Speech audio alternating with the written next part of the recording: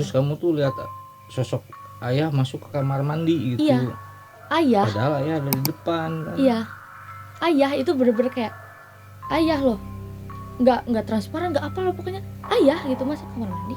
Udah nungguin ayah keluar, karena emang kamar mandinya juga mau aku pakai gitu. Dan ternyata nggak keluar. Pas dilihat ke depan, kok ayah lagi duduk di depan.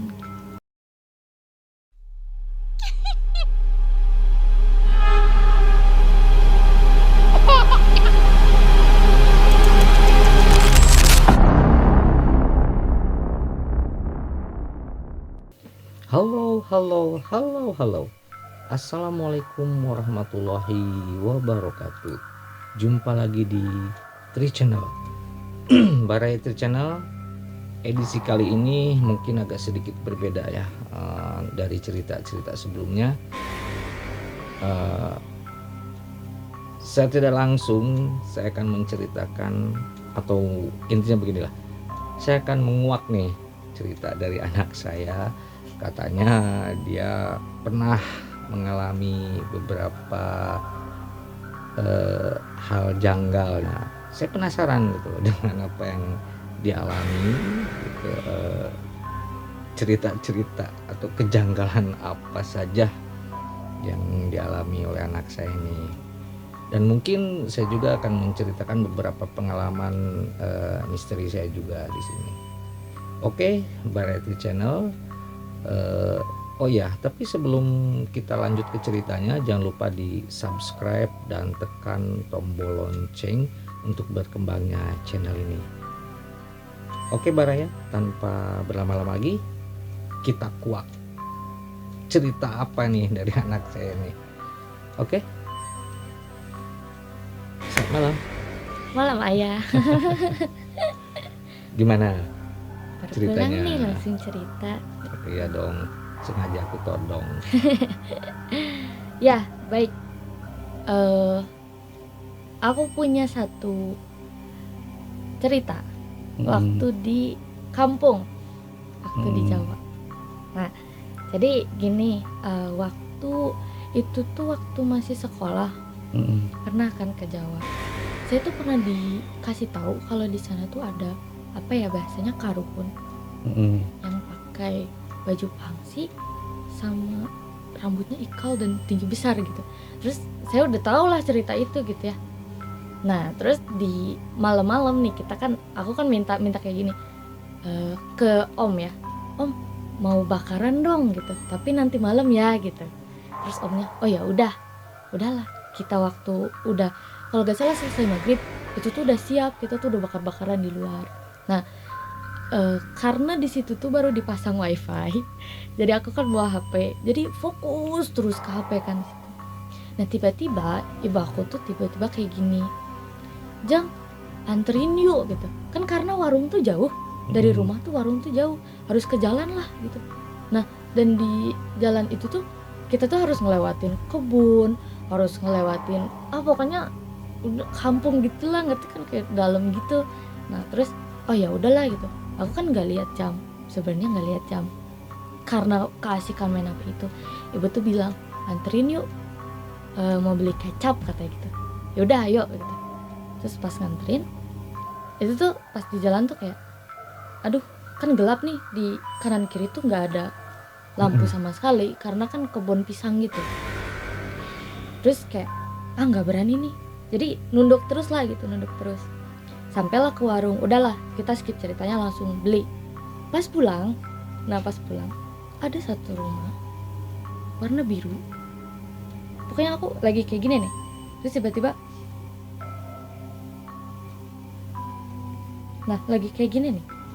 terus tiba-tiba waktu ngelihat ke depan, terus gini ngelihat ke kiri, rumahnya tuh pas di kiri warna biru. Di depan pintu rumah itu tuh ada karukun. Terus aku tuh kayak, loh apa itu gitu. Gitu kan, masih otak tuh masih ngerender apa yang barusan dilihat gitu. Sudahlah pas pulang ke rumah dilihat, ternyata sudah jam mau 9:30 malam. Kan biasanya kalau saya diajak nih, misalnya diajak sama ibu atau siapa gitu, kan nggak mau gitu kalau di sana udah di atas jam 8 tuh udah nggak mau, karena emang bener-bener si tempatnya tuh kayak, kan ada ya yang cerita pohon pisang tuh ada apanya gitu kayak gitu kan. Jadi ya maklum lah, di pikiran tuh udah negatif duluan gitu, jadi takut. Nah itu terus tiba-tiba nyerita ke ibu nih setelah di Bandung, baru nyerita, Bu kemarin tuh ketemu Karuhun, mana, diceritain lah. Oh katanya. Nah terus ada cerita kedua ya, masih di Jawa. Waktu itu almarhum kakek aku meninggal di Jawa, aku kesana. Terus kan ayah tuh ikut tahlilan, ini tuh waktunya udah malam ya, ayah itu ikut tahlilan. Nah aku tuh sama ibu sama nenek sama yang lainnya gitu ya di belakang nyiapin buat apa ya, buat itunya gitu, kayak hidangan-hidangan gitu loh. Nah nyiapin gitu. Nah di situ kan posisi gini, kamar ini tuh ada ruangan tengah sama belakang tuh kamar mandi gitu. Nah aku tuh di ruangan tengah, pinggir kamar mandi, duduk aja di situ nungguin yang tahlilan. Terus tiba-tiba ayah tuh masuk ke kamar mandi, terus aku lihat, oh ya udah gitu. Terus udah gitu duduk aja lah. Tapi kok ayah tuh lama di kamar mandi gitu. Padahal itu tuh udah kebelet karena aku posisi juga mau ke kamar mandi juga kan, tapi kok ayah nggak keluar gitu. Terus ibu kalau nggak salah, oh nggak, aku lihat ke kamar mandi, pas dilihat ternyata pintunya ngebuka, alias kosong, nggak ada orang di situ. Terus saya di mana itu? Nah ibu tuh bilang, ini kedepanin buat ayah katanya gitu dari dapur. Terus pas aku ke depan, ayah ada di depan, dan yang tadi masuk siapa? Terus kamu tuh lihat sosok ayah masuk ke kamar mandi gitu? Iya, ayah. Padahal ayah ada di depan kan? Iya, ayah itu bener-bener kayak ayah loh, nggak transparan, nggak apa loh, pokoknya ayah gitu masuk kamar mandi. Udah nungguin ayah keluar, karena emang kamar mandinya juga mau aku pakai gitu. Dan ternyata nggak keluar. Pas dilihat ke depan, kok ayah lagi duduk di depan. Gitu sih. Ya sebenarnya sih itu bisa jadi, kan kita ini manusia ini dilahirkan itu dengan jin korinnya ya. Mungkin itu yang kamu lihat itu sosok jin korinnya ayah gitu. Jadi sosok jin korin itu ingin memperlihatkan gitu bahwa kebetulan pada waktu itu jin korin ayah itu ingin menunjukkan eksistensinya saja gitu. Karena memang pada hakikatnya semua orang itu dilahirkan dengan jin korinnya, siapapun itu gitu. Nah, makanya di mana ada satu kecelakaan, pastilah seumpama nih ada kecelakaan di mana orang itu meninggal.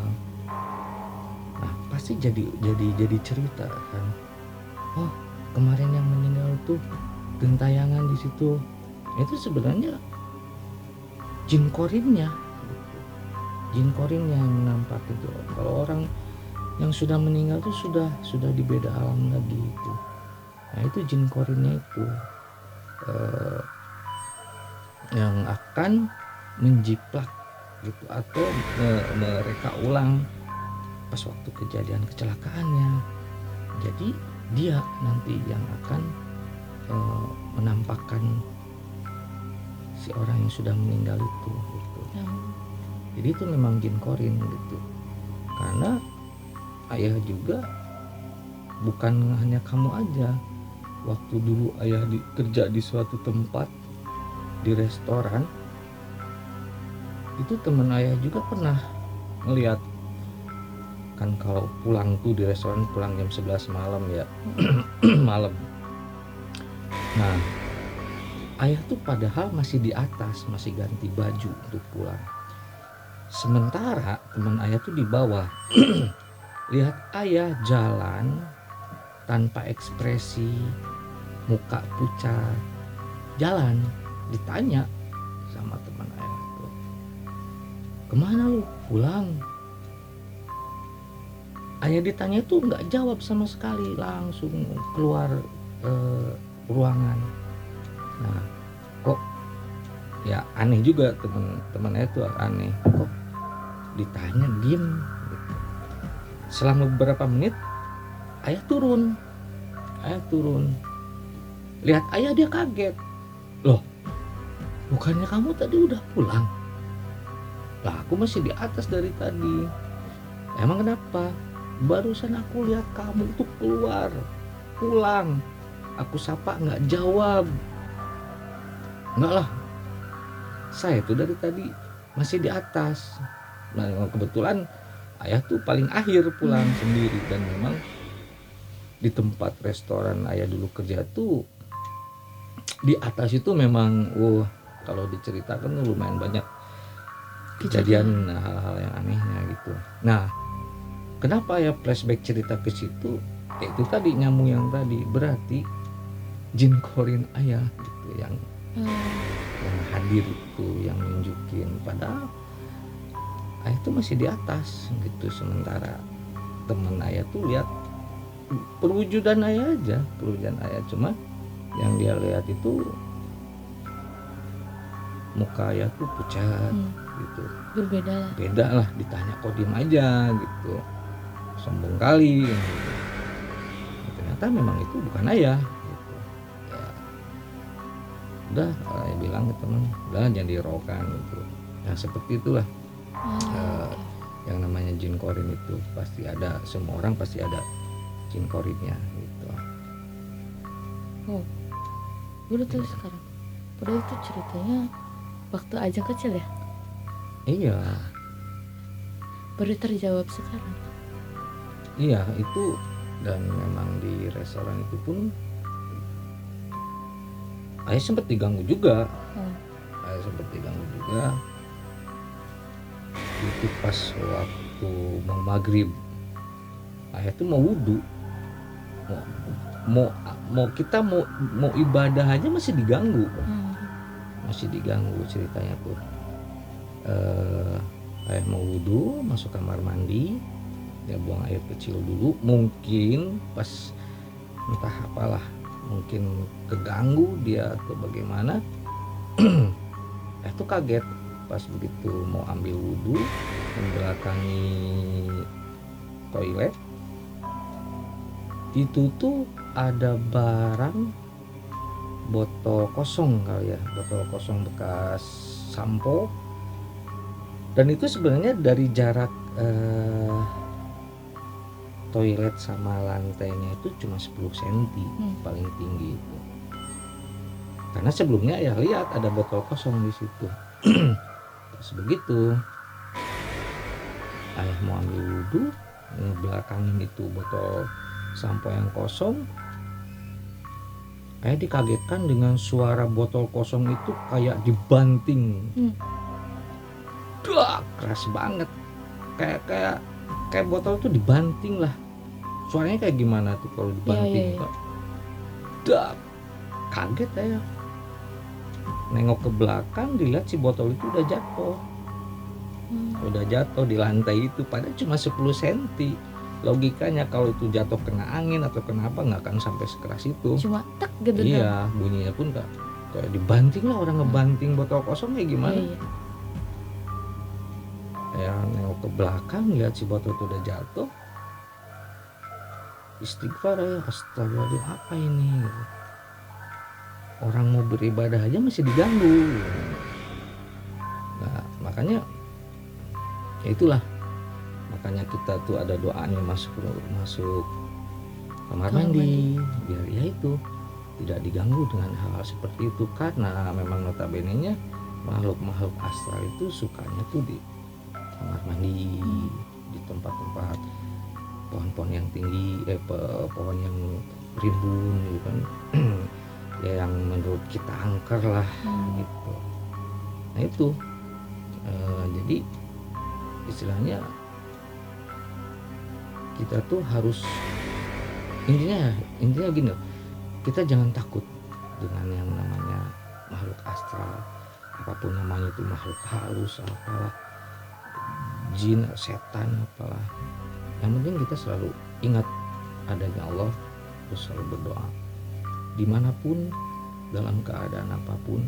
Apalagi kita memasuki wilayah yang menurut kita asing, yang baru kita mau datengin. Jangankan untuk masuk ke wilayah-wilayah yang kita menurut kita asing atau belum kita datengin, masuk ke rumah pun kita tuh harus mengucapkan salam gitu. Karena ya di dalam rumah pun kita tuh sebenarnya bergesekan dan mereka gitu. Bergesekan dan mereka. Ya intinya itu tadi, kita jangan pernah takut dengan keberadaan mereka gitu. Karena manusia itu lebih mulia. Yang memang kewajiban mereka itu mengganggu kita, itu kewajiban mereka. Tugas mereka. Iya, tugas mereka itu ya mengganggu kita sebagai manusia biar punya rasa takut, itu aja. Kalau takut manusiawi, kita melihat melihat sosok inilah, sosok itulah, takut itu hal yang wajar. Tapi jangan dijadikan ketakutan itu malah mencelakai diri kita sendiri. Itu karena memang tujuan mereka itu mencelakai kita. Seperti itu. Ya jadi cerita begini kan. Jadi intinya. Tapi ngomong-ngomong tentang gangguan langsung gitu, Aceh juga pernah ya. Nah tapi itu satu-satunya pengalaman dan gak mau lagi gitu. Amit-amitnya gak mau lagi. Gangguan Kayak langsungnya gitu. seperti apa? Gangguan saya itu kan waktu itu pernah tuh ke rumah teman. Temen apa pacar? Pacar. Hah? Pacar. Maaf ya. Nah waktu itu kan ke rumah pacar. Nah di situ tuh tadinya tuh mau kenalan sama orang tuanya. Tapi ternyata di rumahnya tuh cuma ada kakaknya. Dan kakaknya pun di dalam kamar. Terus rumahnya tuh kan gelap gitu. Ternyata orang tuanya lagi pergi di situ tuh. Udahlah katanya, kita nyimpen barang dulu di sini, nanti kita ke nenek aja katanya gitu. Sekalian kan mau ikut ke kamar mandinya gitu Ajeng tuh. Nah terus katanya bentar ya katanya. Terus dia ninggalin nih, dia duluan ke kamar mandi. Nah di situ tuh aku tuh di nunggunya di garasi. Jadi garasinya itu kan nyambung sama dapur. Lampu dapur doang yang dinyalain, garasinya enggak. Jadi itulah apa kayak jadi situasi di garasi itu temarem gitu. Jadi nggak begitu terang gitu. Yang terang cuma dapur. Nah dapur tuh kan dekat sama kamar mandi. Jadi di situ tuh Ajeng tuh nggak main HP. Jadi udah diem aja gitu. Bingung mau ngapain ya gitu. Terus kayak mau main HP juga gimana? Kan Ajeng tuh sebenarnya takut sama gelap. Ya takut lah gitu sama gelap. Terus diam aja. Terus kalau main HP tuh takut aja gitu rasanya. Terus di situ tuh kan sebenarnya pacar Ajeng tuh sering cerita lah gitu di rumahnya tuh, oh pernah nih tahun segini diganggu gini bla. Jadi di pikiran itu udah kayak aduh tempat ini gitu, kayak gitu loh ya, kayak udah kepikiran sendiri. Terus ada Ajeng tuh lama gitu, nungguin lama, terus ngelihat ke kamar mandi aja terus tiba-tiba pas Ajeng lagi lihat ke kamar mandi, pikiran lagi kosong, langsung dari pinggir kedengeran banget suaranya jelas, gitu. Niup Ajeng. Tapi dia tuh Ajeng pikir dia tuh mau ngomong pulang gitu, tapi soalnya kedengeran pul gitu, PUL tapi gitu tuh, dan suaranya cowok. Terus Ajeng langsung dari lihat ke kamar mandi gitu langsung kayak gini, gitu, lihat ke sekitar, diem lah, dan diem gini, duh lama banget nih nggak keluar. Di situ Ajeng udah kayak ini apa gitu, kayak gitu, ini apa sih ini bla bla bla gitu. Nah di situ bingung, langsung waktu dia keluar terus Udah tuh mau pakai gak kamar mandinya, kata dia. Terus aja, nggak usah gitu, nanti aja gitu. Kenapa? Gak apa-apa. Terus pas udahlah kita dari situ langsung aja ke rumah neneknya. Ajeng juga minta buru-buru gitu. Udah yuk ke rumah nenek aja gitu. Itu di rumah nenek baru nyerita Ajeng tuh gitu, di situ ada gini. Terus kata dia, ya dia yang punya rumah dia katanya udah biasa gitu. Iya. Gitu sih paling yang paling kerasa gitu, yang langsung gitu ke Ajeng gitu, kayak gitu langsung ke telinga ke Ya, sini.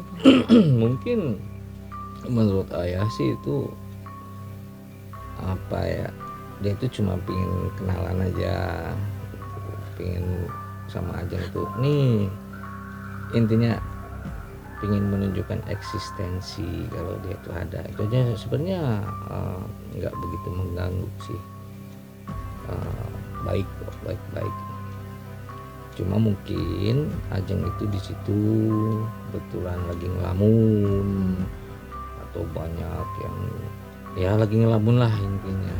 Nah itu biasanya makhluk astral itu kalau kita lengah, kalau kita lagi ngelamun itu ya gitu. Makanya ada istilah kesurupan kan. Istilah kesurupan itu ya di saat kita sedang kosong, pikiran kita sedang kosong, itu makhluk seperti itu lebih mudah untuk merasuki kita gitu. Tapi kalau kita memang dasar iman kita kuat, sering menjalankan sholat 5 fardu gitu, itu insya Allah masalah makhluk seperti itu tidak akan bisa merasuki kita gitu. Karena mereka juga kalau kitanya tuh sering ibadah itu nggak nyaman mau masuk juga, nggak nyaman, otomatis dia merasa gimana lah gitu ke tubuh kita tuh gitu.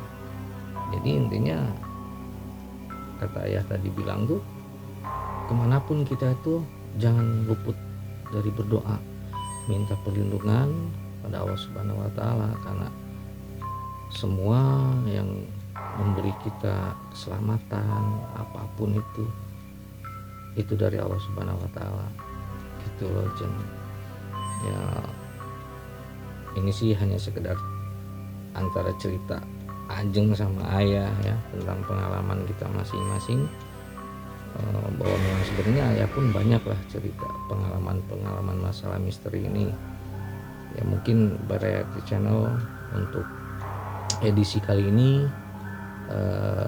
saya dengan Ajeng, kebetulan anak saya ini, menceritakan hal-hal yang dialami saya pribadi, anak saya, Ajeng,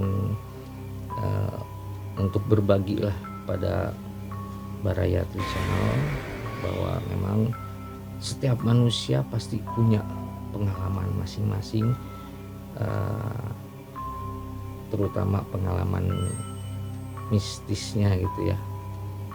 Dan mudah-mudahan setelah semua yang pernah dialami kejadian-kejadian mistis itu tidak membuat kita untuk takut dengan hal-hal atau dengan makhluk astral ini gitu. Mungkin alangkah lebih baiknya itu malah untuk lebih menguatkan iman kita. Mungkin begitu Variety Channel. Cerita kali ini itu tadi berbagi pengalaman dengan anak saya ini. Mudah-mudahan kita ambil hikmahnya dari cerita ini. Akhir kata, wassalamualaikum warahmatullahi wabarakatuh. Dia merasakan bahwa di balkon itu ada sosok yang loncat. Perempuan loncat dari balkon.